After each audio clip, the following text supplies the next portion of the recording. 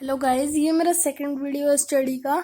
इसमें आज हम करने जा रहे हैं साइंस डीएवी की लिविंग वर्ल्ड बुक का नेम है। तो इसमें आज हम करने जा रहे हैं first chapter the cell, its structure and functions. तो इसे स्टार्ट करते हैं। There are a large variety of organism on this earth that they are all distinct in their form and structure. कहता है कि हमारे यहाँ पे ऑर्गेनिज्म की लार्ज वैरायटी है अर्थ पर। वो अपने क्या कहते हैं रंग रूप फॉर्म स्ट्रक्चर से अलग है। However they all possess similarity in their basic structure and function. पर उनमें बेसिक स्ट्रक्चर और फंक्शंस सिमिलर ही हैं एक दूसरे से। Just as a building is made up of bricks, similarly the bodies of all plants and animals are made up of cell. कहता है कि जैसे एक बिल्डिंग ब्रिक्स को एक साथ रख के बनती है, वैसे ही हमारा जो एनिमल्स का शरीर होता है, प्लांट्स का होता है, ह्यूमंस का होता है, वो सारे सेल से बनते हैं। जैसे ब्रिक्स की जरूरत होती है ना एक घर को बनाने के लिए, वैसे ही हमारे शरीर को सेल्स की जरूरत होती है बनाने के लिए। तो हम कह सकते हैं cells are the building blocks of life of living beings. तो हम इसको ऐसा कह सकते हैं। वैसे हम कहते हैं cell is the basic structural and functional unit of life. तो दोनों सेम है, आपको सेम मार्क्स मिलेंगे। फ्रॉम माइक्रोस्कोपिक बैक्टीरिया और amoeba to large organisms like elephants, whales or gigantic trees, all are made up of cells, the basic unit of all organism। कहता है कि चाहे वो माइक्रोस्कोपिक बैक्टीरिया ही हो, अमीबा हो, ये बड़े एनिमल्स एलिफेंट हो, वेल हो या बड़े से बड़े ट्री हो, वो सारे सेल से बनते हैं क्योंकि वो सब का बेसिक यूनिट है ऑल ऑर्गेनिजम्स का। Some cell exist as unicellular organism, single cell individuals। कहते हैं कि कुछ सेल होते हैं कुछ ऑर्गेनिज्म में यूनिसेलुलर होते हैं वो, यानी कि unicellular organism mean that consists of a single cell, like amoeba is made up of a single cell, and paramecium, euglena, chlamydomonas, these are made up of these are the examples of unicellular organism, or we can say they consist of a single cell। तो आगे बढ़ते हैं। While others are a part of a multicellular organism, multicellular होते हैं that consist of many cells like human beings, birds, elephant like whale, gigantic trees, etc. Certain basic function like nutrition, respiration, growth, development and reproduction are performed by the cells in all organism। जो function होते हैं basic function, nutrition, growth, development etcetera are performed by the cells, वो सब cell से होता है और सब ऑर्गेनिज्म में सब सेल से होता है। These function are essential for the survival of organism. ये बहुत ज्यादा जरूरी है एक ऑर्गेनिज्म के जिंदा रहने के लिए। We therefore regard the cell as the basic structural as well as functional unit of all organism. मैंने आपको पहले वाले पैराग्राफ में इसको बारे में बताया था।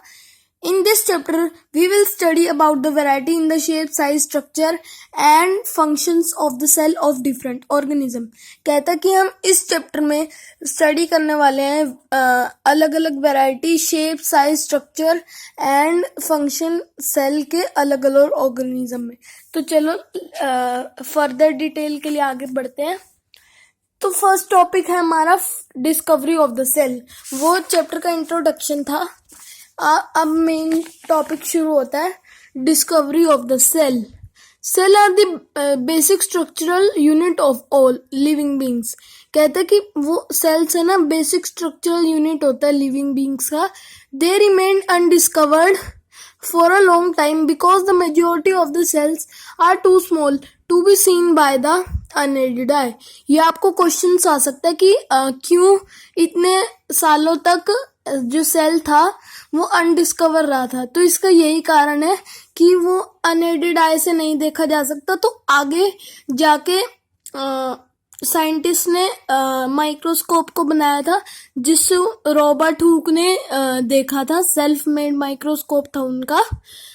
तो ये आप ये अंडरलाइन कर लेना जैसे मैंने कर रखा है। It was only after the advent of optical instruments in the 17th century, इनको 17th सेंचुरी में बनाया गया, that the cell was discovered and its basic features were studied.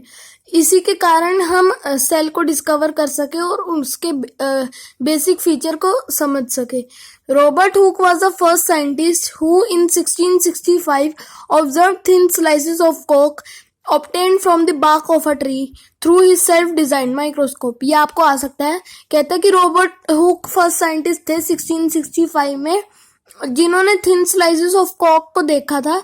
Bark of the tree से उन्हें मिला था बाय सेल्फ डिजाइन माइक्रोस्कोप। उन्होंने अपना जो माइक्रोस्कोप बनाया था उससे उन्होंने देखा था। He observed that they had honeycomb-like structures consisting of little compartments.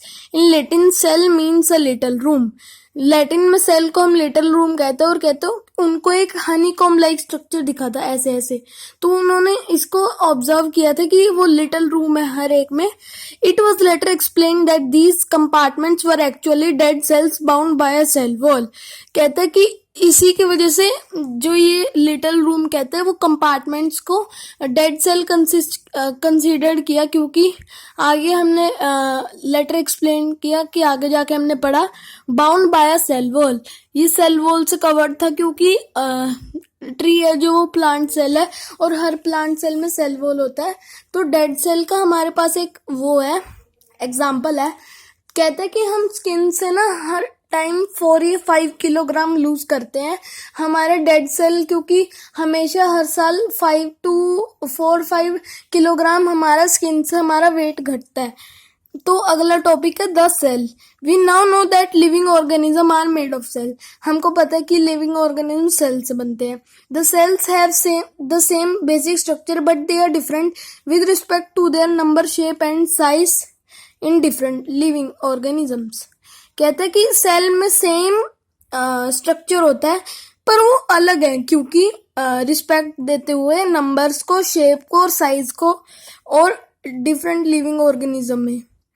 तो ये मेरा जो एग्जांपल दिया हुआ था ये आ गया कि जो हमारी स्किन होती है उसमें डेड सेल होते हैं। ये देखो मैंने आपको ये बताया है 4 किलोग्राम हम लूज करते हैं हर साल, तो मैंने आपको ये पहले ही बता दिया है। तो हम सेल शेप तक करने वाले हैं, आगे हम अगली वीडियो में करेंगे variation in cell number, shape and size in living organisms. Cell number, an amoeba and earthworm are of different sizes.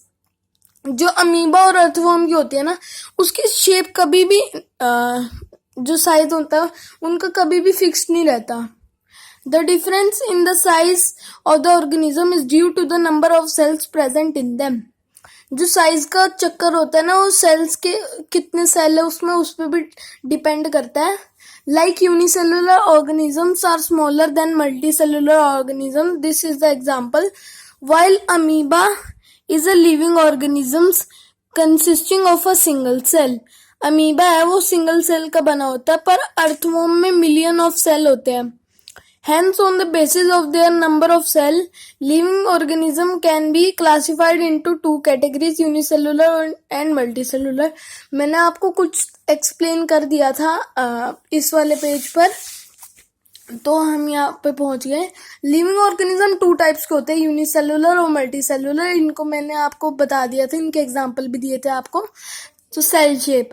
The shape of cell differ not only in different organism but also in different organs of the same organism. जो cell की shape है वो body में, एक body में भी अलग होते हैं, जैसे कि उनका फंक्शन पे डिपेंड करता है, उनकी लोकेशन पे डिपेंड करता है।